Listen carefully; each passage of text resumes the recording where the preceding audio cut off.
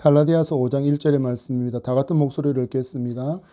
그리스도께서 우리를 자유롭게 하려고 자유를 주셨으니 그러므로 굳건하게 서서 다시는 종의 멍에를 매지 말라. 아멘. 할렐루야. 이 땅에 자유를 주신 하나님께 감사하며 또한 3월 첫 주일 예배 가운데 모든 성도에게 하나님의 임재와 그 은혜의 기쁨이 풍성하기를 축복합니다.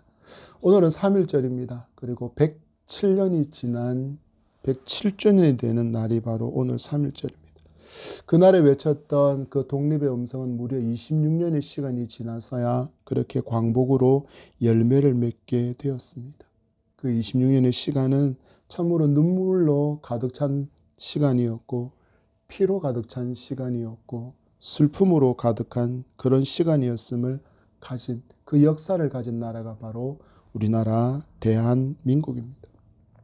우리는 오늘 우리에게 주어진 자유가 너무나도 당연하다라고 여기지만 이와 같은 역사를 살펴보면 결코 우리가 누리고 있는 자유가 당연하지 않다라는 것을 알 수 있고, 그래서 우리는 역사를 돌아보며 감사할 수밖에 없는 그런 역사 가운데 살아가는 한국 사람이라는 것을 뼈저리게 깨닫게 되는 절기가 3.1절이라고 할 수 있습니다.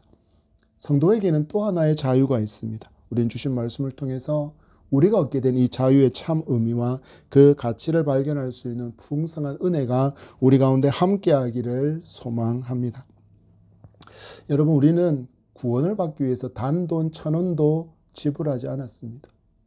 그런데 그 값을 우리 예수께서 말로 다 할 수 없는 어마어마한 값을 치르심으로 값을 대신 지불해 주셨습니다. 그래서 기독교의 구원을 값없이 받은 은혜라고 부릅니다.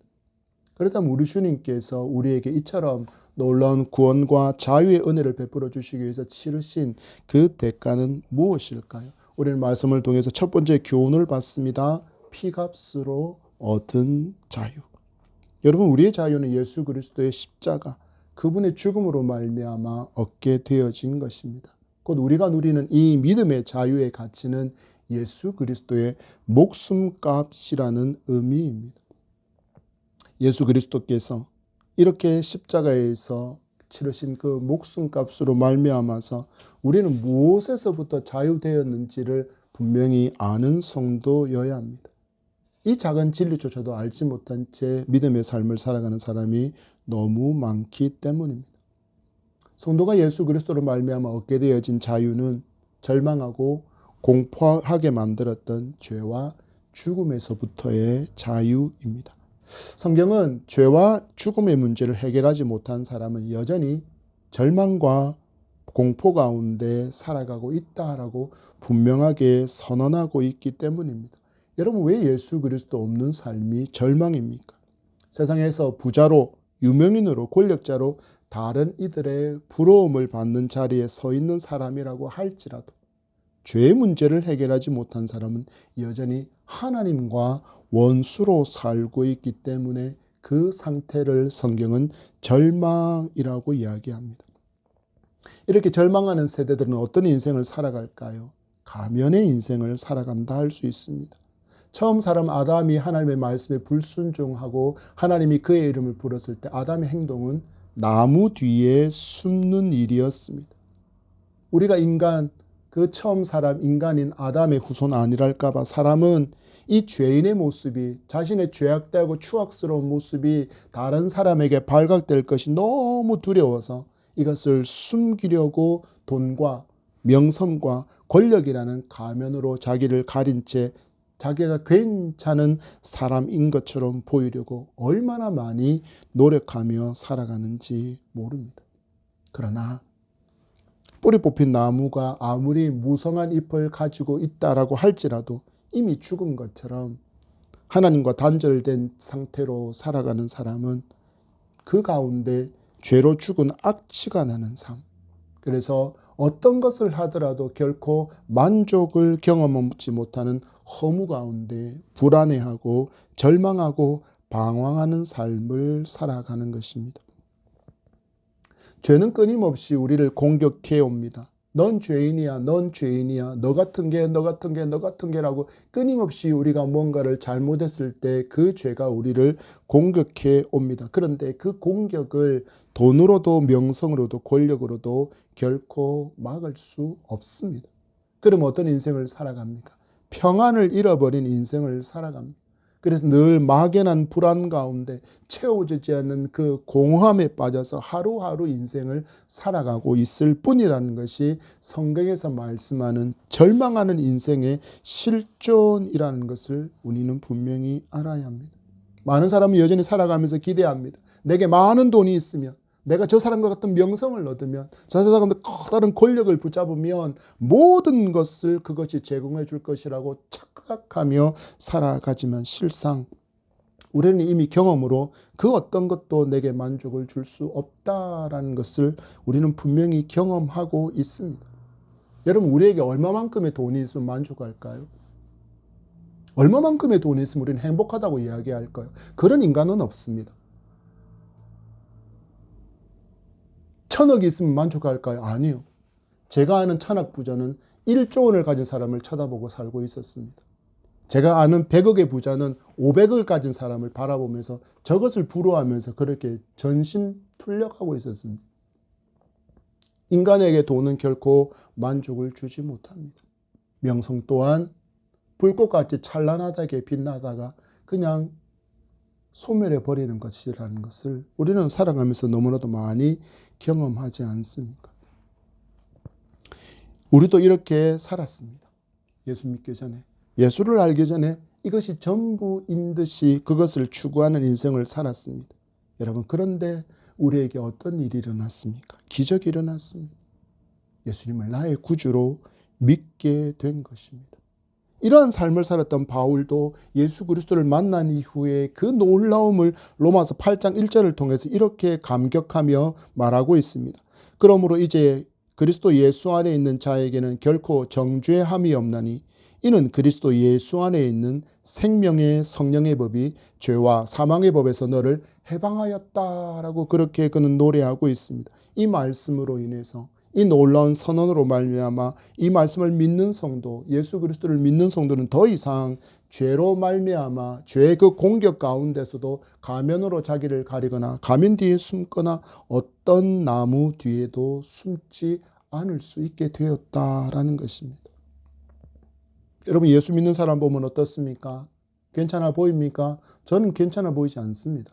저는 목사이기 때문에 그들의 실체를 알지 않습니까? 괜찮은 인간 없습니다. 죄 짓지 않는 인간도 없습니다.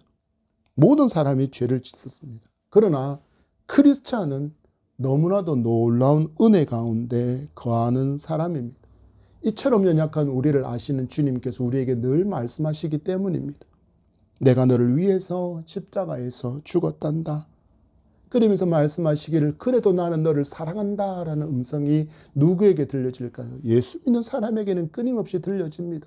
죄를 짓는다 할지라도, 죄 가운데 있다 할지라도 우리 주님은 우리를 향해서 너를 사랑한다라고 말씀하시는 그 음성을 들을 수 있기에 예수 믿는 사람은 비록 겉으로 보기에는 나와 별반 다르지 않은 죄 많고 욕심 부리고 분노하고 화내는 모습을 보게 되지만 그에게는 특별한 하나님의 관심이 향하고 있는 존재가 바로 예수 믿는 사람이기에 예수 믿는 사람은 절망의 인생이 아닌 것입니다.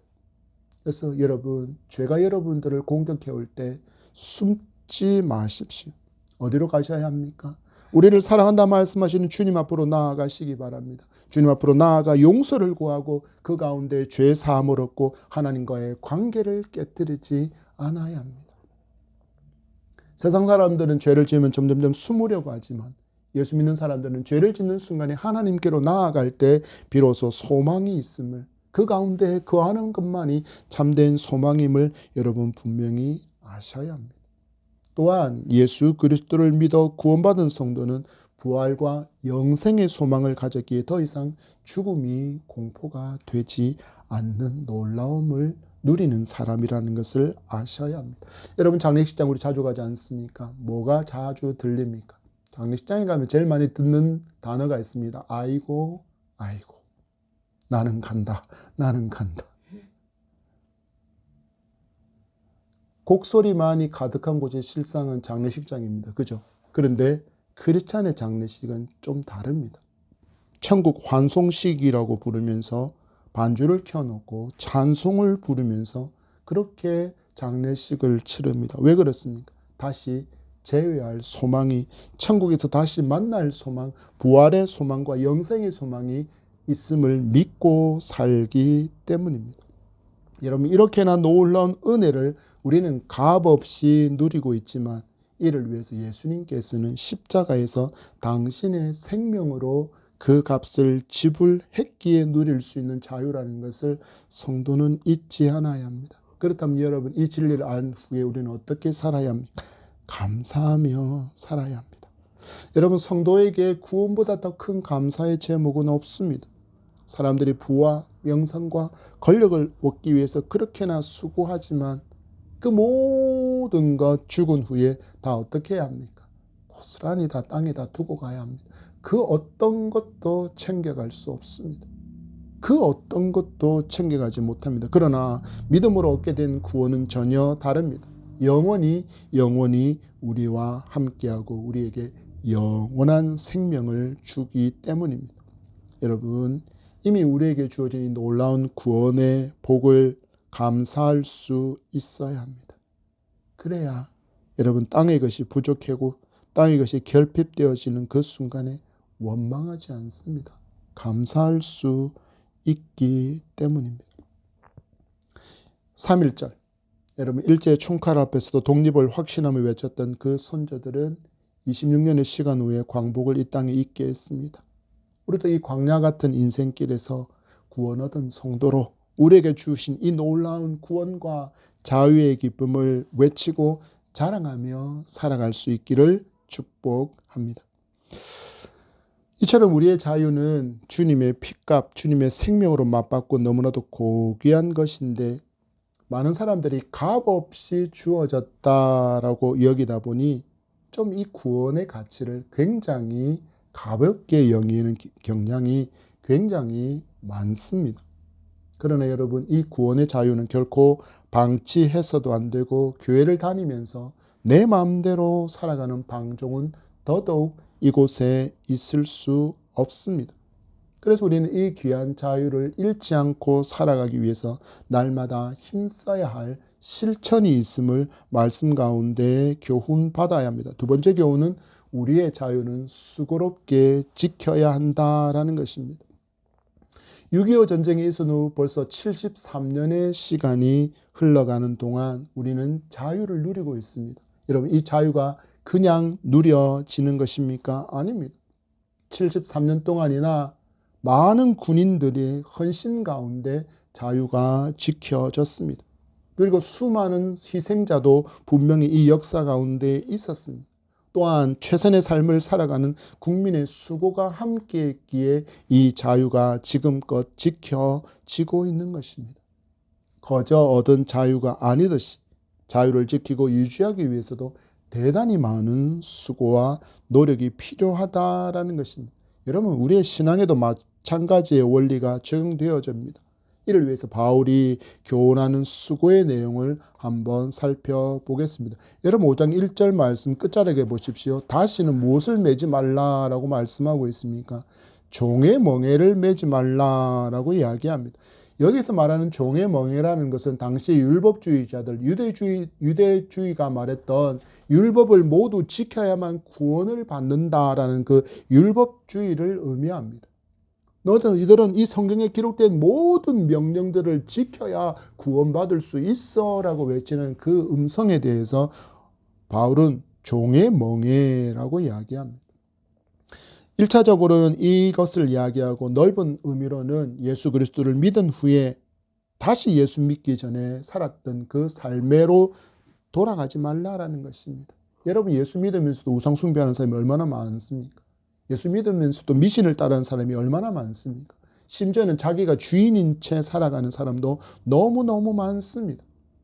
이렇게 자기만의 요인으로도 이렇게 많은 어려움을 당하지만 신앙생활을 하다 보면 믿음에서 멀어지게 만드는 일들이 참 많이 찾아옵니다. 우리를 다시 종의 멍에 이렇게 옛 사람으로 옛날의 내 모습으로 돌아가게 만드는 것은 꼭 거창한 유혹에만 해당되지 않다고 저는 믿음 생활 가운데 발견하게 됩니다. 의외로 사람 때문에 무너지는 경우가 많기 때문입니다. 여러분, 교회를 떠나는 사람들이 왜 떠날까요? 목사 때문에 떠나요. 바로 그 사람 때문에 떠나요. 목사가 사고치고 교회에서 성도들끼리 싸우고 상처 주고, 그러면 우리는 속에서 막 화가 치올라서 이렇게 말합니다. 나 교회 안 다닌다.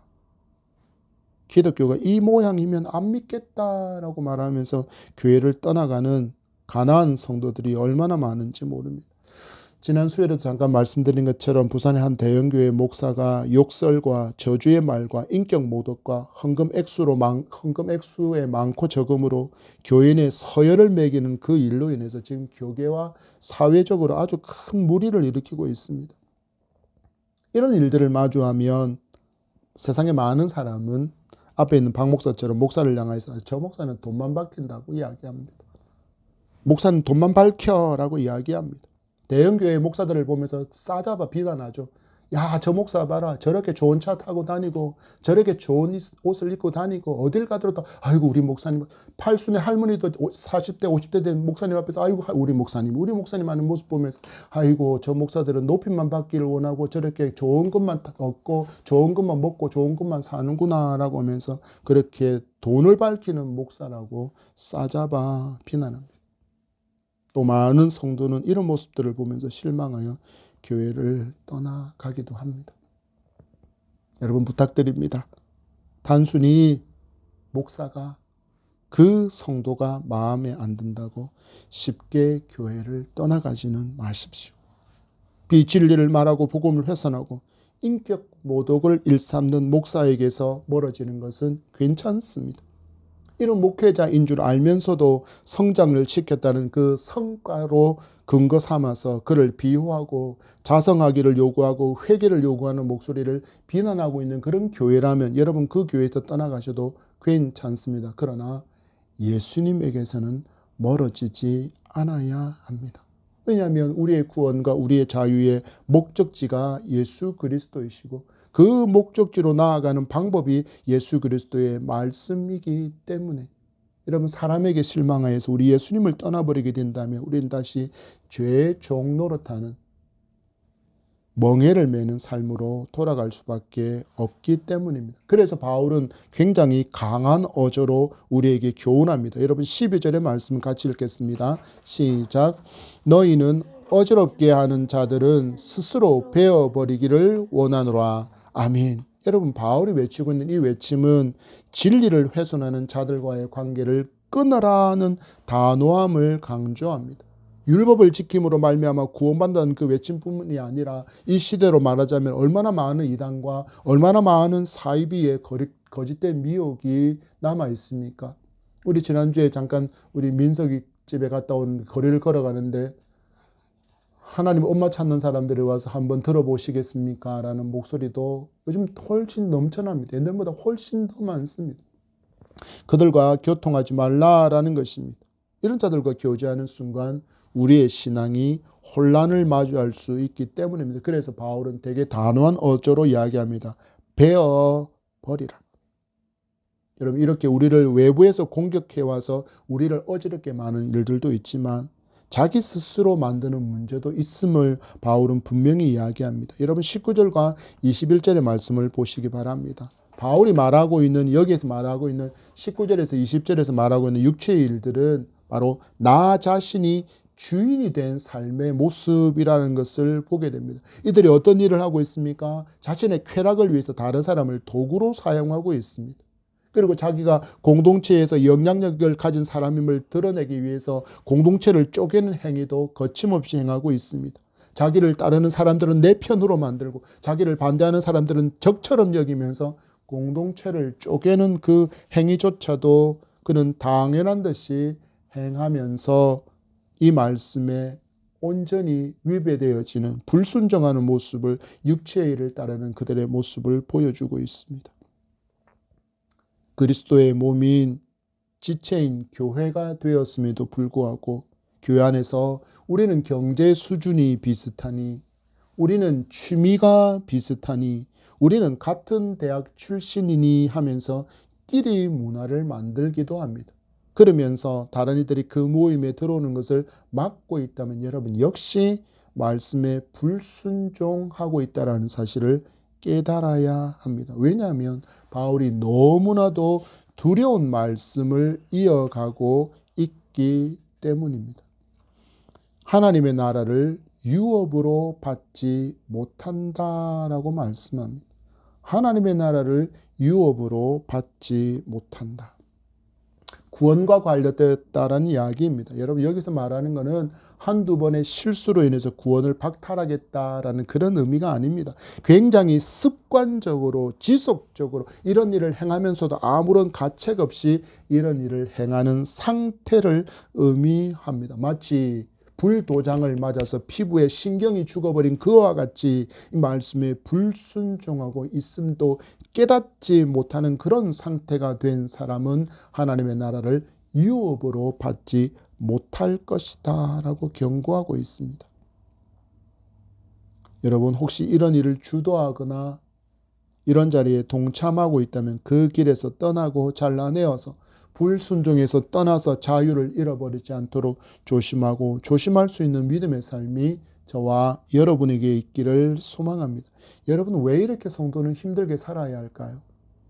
예수 믿고 좀 쉽게 살면 좋을 것 같은데, 좀 그냥 편하게 살면 좋을 것 같은데 왜 이렇게 힘겹게 살아야 할까요? 바로 우리에게는 진짜 적이 있기 때문입니다. 여러분 마귀는 저와 여러분이 하나님의 자녀가 된 것이 너무 고가운 존재입니다.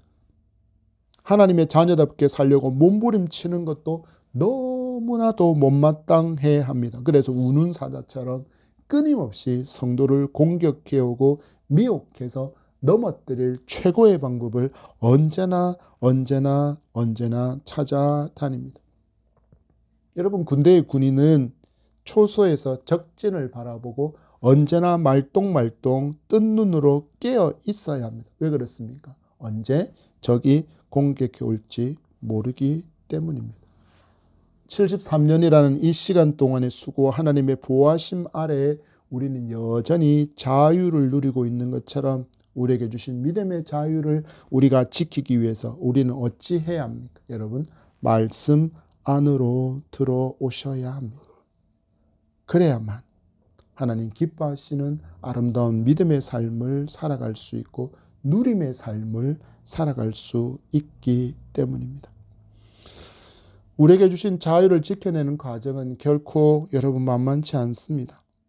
아까 말씀드린 것처럼 우리의 믿음을 지키기 위해서 우리는 거짓된 가르침을 분별하기 위해서 잘 수고함도 필요하고 심지어는 내가 지금까지 굉장히 인간적으로 친하게 지내왔던 그 관계도 끊어내야 하기 때문입니다. 그리고 내 속에서 늘 꿈틀대는 이 육체의 소욕과도 날마다 싸워야 합니다. 그래서 우리가 믿음 생활을 할 때 늘 고민하는 영역이 하나 생깁니다. 내가 과연 이 믿음의 길을 끝까지 갈 수 있을까? 내 힘으로 감당할 수 있을까라는 그런 두려움이 늘 찾아오는 것입니다. 그러나 여러분들 안심하시기 바랍니다. 우리 하나님은 우리를 그냥 툭 던져놓고 방목하듯이 그냥 두는 그런 하나님이 아니시라. 우리가 이 길을 홀로 갈 수 없다는 것을 너무나도 잘 아시는 분이시기에 우리에게 우리를 도와주실 분을 보내주셨습니다. 우리 세 번째 교훈을 통해서 우리에게 주신 이 자유를 어떻게 하면 삶 가운데 승리를 누리는 삶으로 살아갈 수 있을지 그 핵심 비결을 마주할 수 있기를 바랍니다. 세 번째 교훈은 성령으로 누리는 자유함입니다. 여러분 16절의 말씀으로 가보겠습니다. 16절입니다. 같이 읽겠습니다. 내가 이르노니 너희는 성령을 따라 행하라. 그리하면 육체의 욕심을 이루지 아니하리라. 아멘. 우리가 이 주신 구원의 은총과 믿음의 자유함을 끊임없이 누리며 살아갈 수 있기 위해서는 반드시 성령께서 함께 하셔야 한다라는 것입니다. 바울은 이 삶을 이렇게 이야기합니다. 성령을 따라 행하라. 여기서 따라 행하라라는 것은 함께 걷는다라는 뜻입니다. 그런데 이거는 한두 번 잠깐 하는 것이 아니라 매일 매 순간 지속해서 성령 하나님과 함께 걸어가라라는 말씀입니다. 이 동행을 잘 이해하지 못하면 성도는 늘 어떻게 하냐면 내 힘으로 살려고 합니다. 내가 어떻게 해서든 이 말씀을 지켜야지, 내가 어떻게 해서든 이 말씀을 살아내야지 하고 내가 주먹을 꽉 쥔 채 우리가 19절에서 21절에서 만났던 그 육체의 일에서 멀어지려고 또 참으려고 부단히 노력합니다. 그런데 우리가 얼마나 약한지 늘 의지가 꺾여서 넘어집니다. 여러분 한번 상상해 보시오. 내가 지금 망망대해에 있습니다. 나룻배를 타고 있습니다. 노를 저어야 합니다. 과연 얼마만큼 우리는 나아갈 수 있을까요? 조금밖에 나가지 못할 것입니다. 그렇지만 여러분 수십만 톤의 크루즈 여행선을 생각해 보십시오. 강력한 엔진으로 심지어 태풍까지도 뚫고 나아갈 수 있습니다. 이와는 비교조차도 되지 않은 하나님의 전능하신 그 힘을 의지하면 내가 참으려고 주먹 꽉 쥐지 않아도 여러분 이길 수 있고 잘라낼 수 있고 분별할 수 있습니다.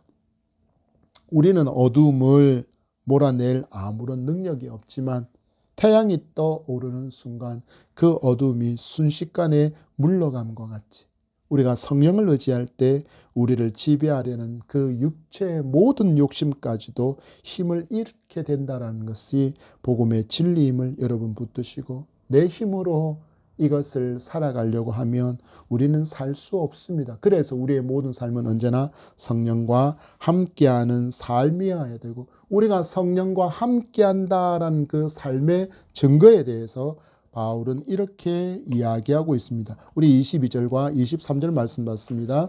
시작. 오직 성령의 열매는 사랑과 희락과 화평과 오래 참음과 자비와 양성과 충성과 온유와 절제니 이 같은 것을 금지할 법이 없느니라. 아멘. 무엇입니까? 여러분 예수 그리스도와 함께 살아가는 사람, 믿음으로 주신 구원의 은혜와 자유함을 누리며 살아가는 사람에게 나타나는 지금 너는 성령과 함께 동행하고 있다라고 하는 것이 우리의 삶 가운데 나타나는 것이 바로 성령의 9가지 열매라는 것입니다. 사랑과 희락과 화평과 오래 참음과 자비와 양성과 충성과 온유와 절제니 여러분 이것이 우리의 삶 가운데 맺히는 삶을 살아가는 것이 우리가 지금 성령 하나님과 동행하는 증거라고 지금 바울은 외치고 있는 것입니다.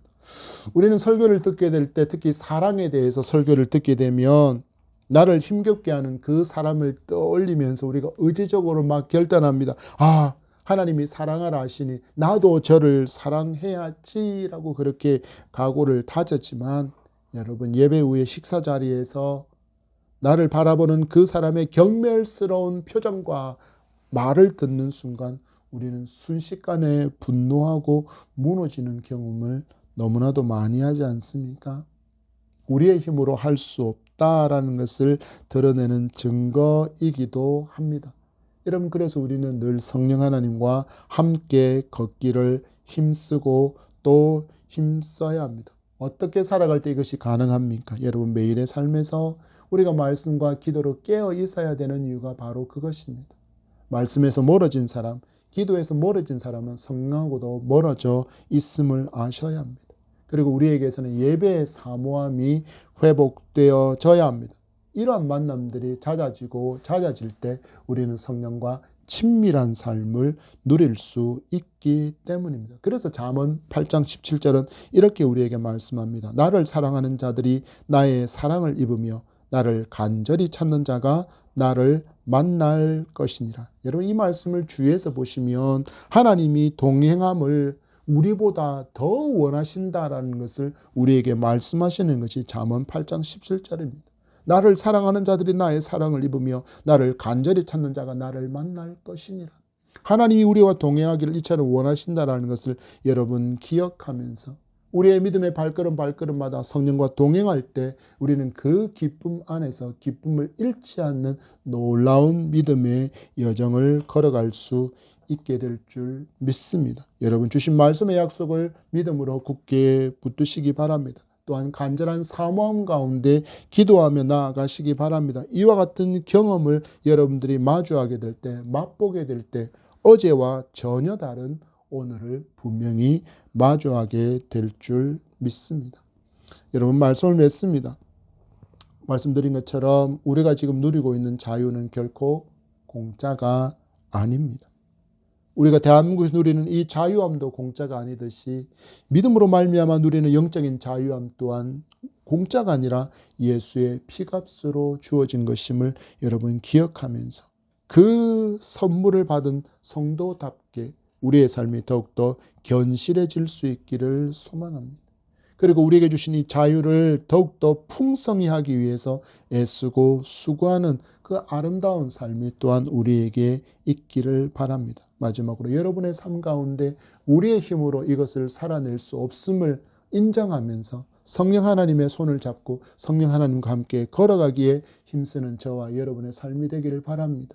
먼저는 예배를 회복하십시오. 그리고 말씀과 기도의 삶이 회복되어질 때 이 삶을 우리는 분명히 누리게 될 줄 믿습니다. 왜 그렇습니까? 하나님이 말씀으로 우리에게 약속하고 계시기 때문입니다.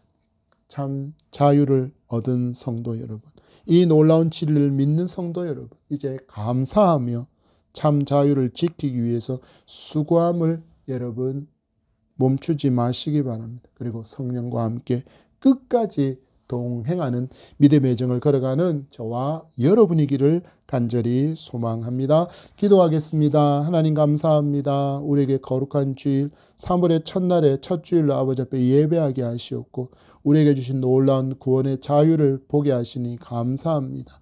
하나님, 우리는 어떤 노력도 하지 않았는데 우리 하나님 예수 그리스도를 보내심으로 죽게 하시사 모든 피값을 치르시고 우리를 구원해 주신 그 놀라운 은혜가 여기에 있음을 바라보았습니다. 이 받은 은혜를 우리는 아버지 하나님 열심을 다하여서 더욱더 수고함으로 지켜야 함도 보았습니다. 그러나 우리의 힘으로 할 수 없기에 성령 하나님을 보내심으로 함께 나아갈 수 있게 하신 하나님의 놀라운 은혜도 보았습니다. 하나님, 우리에게 주어진 이 놀라운 구원의 은혜와 이 자유를 잃지 않는 복된 인생을 살아갈 수 있는 저희 모두가 되어질 수 있도록 주님 역사하여 주시옵소서. 감사하며 예수님 이름으로 기도합니다. 아멘.